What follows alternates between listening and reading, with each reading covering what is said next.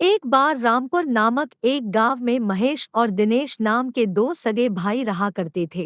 उन दोनों भाइयों में महेश बड़ा और दिनेश छोटा था। वह दोनों प्रतिदिन जंगल से लकड़ियां काटकर उसे बाजार में बेचकर अपनी रोजी रोटी चलाया करते थे। उन दोनों में से बड़ा भाई महेश बहुत ही मतलबी था, जो अपने छोटे भाई दिनेश के हिस्से का खाना भी खा लेता था। और जब भी उसका छोटा भाई दिनेश बाजार से कोई नया कपड़ा खरीदता, तो दिनेश का बड़ा भाई महेश उसके नए कपड़े को पहन लेता था। महेश के इस हरकत से दिनेश बहुत ही परेशान रहा करता था।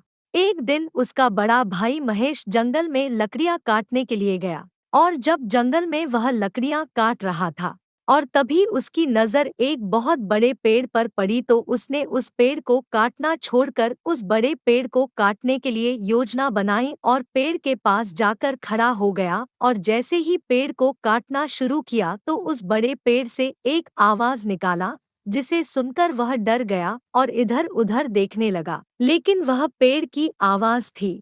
तब उस पेड़ ने उसे कहा, कृपया आप मेरी शाखाओं को ना काटे, अगर आप मुझे मेरी जान बख्श दोगे तो मैं तुम्हें सोने का एक फल दूंगा, जिसे बेचकर तुम अधिक धन पा सकते हो। यह सुनकर महेश सहमत हुआ और पेड़ ने उसे एक फल दिया, लेकिन महेश के मन में लालच आ गया और उसने मन में सोचा कि अगर मैं इस पेड़ को और धमकी दूंगा तो फिर से यह पेड़ मुझे बहुत सारे सोने के फल देगा, जिससे मैं बहुत अमीर बन जाऊंगा।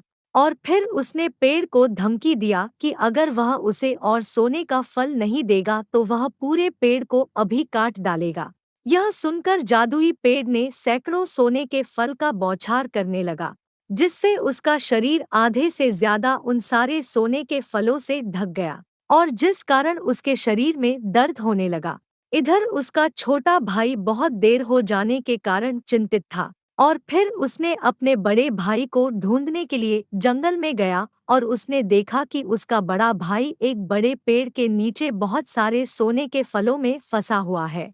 महेश अपने छोटे भाई को देखकर रोने लगा और फिर उसने अपनी सारी बातें उसे बताई, और तब उसका छोटा भाई जादुई पेड़ से माफी मांगा और इस तरह उसने अपने बड़े भाई का जान बचाया। और तब बड़े भाई ने हाथ जोड़ कर पेड़ से माफी मांगा और बेहतर होने के वादा किया। पेड़ बड़े भाई के दिल में बदलाव देखकर बहुत खुश हुआ और उन्हें बहुत सारे सोने का फल दिया। सोने का फल लेकर दोनों भाई घर की ओर चल दिए और फिर दोनों भाई अपना जीवन खुशी खुशी बिताने लगे। प्यारे साथियों, आज के इस कहानी से हमने यह सीखा कि हमें कभी भी स्वार्थी नहीं होना चाहिए।